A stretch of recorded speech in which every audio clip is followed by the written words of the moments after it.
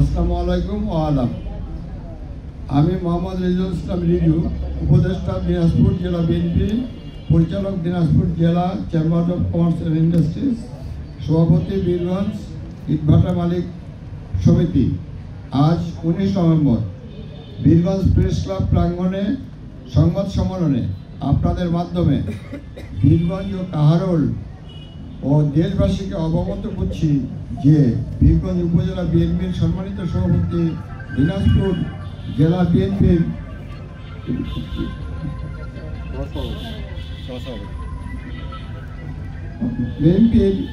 সহসভাপতি এখন পর্যন্ত আজকে দিনে মশাল মিছিল করেছেন 2009 সাল থেকে কমিটির সদস্য ও আসন্ন ত্রয়োদশ জাতীয় সংসদ নির্বাচনে দিনাজপুর 1 বীরগঞ্জ কাহারোল আসনে বিএনপির মনোনীত ধানের শীষ প্রতীকের ঘোষণাকৃত প্রার্থী জনাব মোহাম্মদ মঞ্জুরুল ইসলাম মঞ্জুর বিরুদ্ধে অপর মনোনয়ন প্রত্যাশী বীরগঞ্জ উপজেলা বিএনপির সাধারণ সম্পাদক জাকির হোসেন ধরুর নেতৃত্বে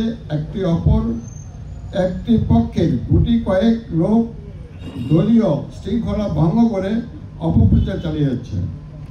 গত 17 নভেম্বর ভুয়া, ভিত্তিহীন ও ব্যক্তি আক্রোশমূলক তথ্য দিয়ে সাংবাদিক সম্মেলন করে বিএনপির সুনাম ক্ষুণ্ণ করেছে।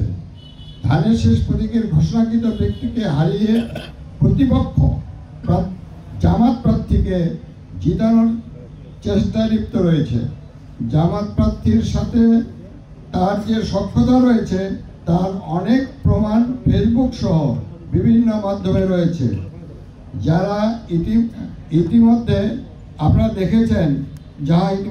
দেখেছেন সাধারণ সম্পাদক জাকির হোসেন ধরুর মনোনয়ন ঘোষণার পূর্বে বিভিন্ন স্থানে বক্তব্য দিয়েছেন।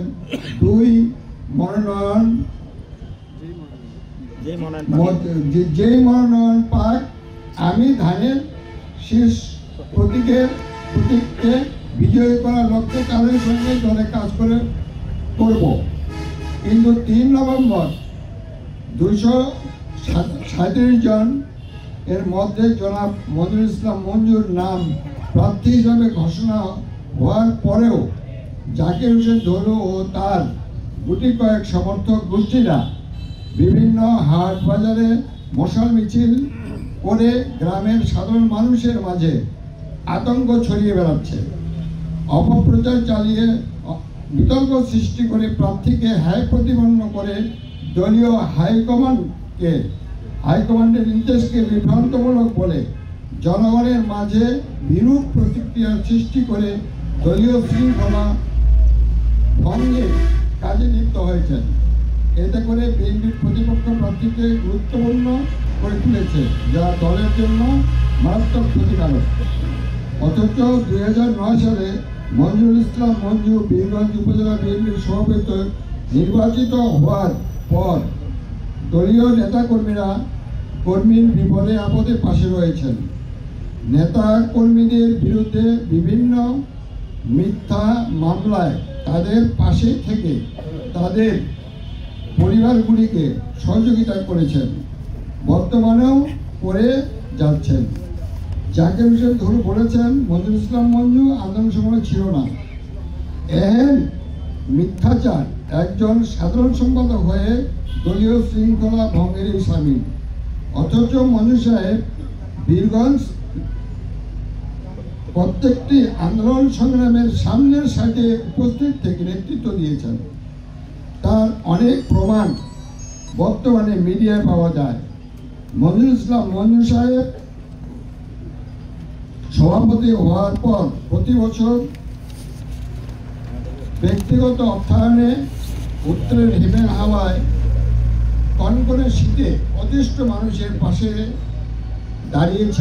দিয়েছেন ব্যাপক কম্বল ও শীতবস্ত্র।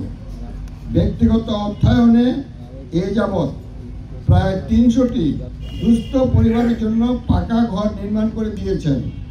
বন্যায় টিন, পিলার, খাদ্য, বস্ত্র সহ বিভিন্ন ত্রাণ সামগ্রী সহযোগিতা করে গেছেন। করোনাকালীন সময়ে দিয়েছেন বিভিন্ন অনুদান ও চিকিৎসা সামগ্রী। মেধাবী ছাত্রছাত্রীদের দিচ্ছেন বিভিন্নভাবে সহযোগিতা। তিনি আল্লামা ছাজি সাহেবের রায়ের দিন গড়িয়ায় গোলাগুলিতে মৃত নিরঞ্জন রায়ের পিতাকে কর্মসংস্থানের জন্য ভ্যান গাড়ি সহ বিভিন্ন জনকে ভ্যান গাড়ি দোকান ঘর দিয়েছেন, যা বীরগঞ্জ কাউরের জন্য অন্য কোনো রাজনৈতিক নেতার পক্ষে এখন পর্যন্ত সম্ভব হয়নি। আমি সহ আমরা সংবাদ সম্মেলনে আরও দাবি করে বলছি যে জনাব মনিরুল ইসলাম মঞ্জু ছাড়া বীরগঞ্জ কাউরের প্রতিপক্ষকে পরাজিত করার জন্য আর কোনো যোগ্য প্রার্থী নেই।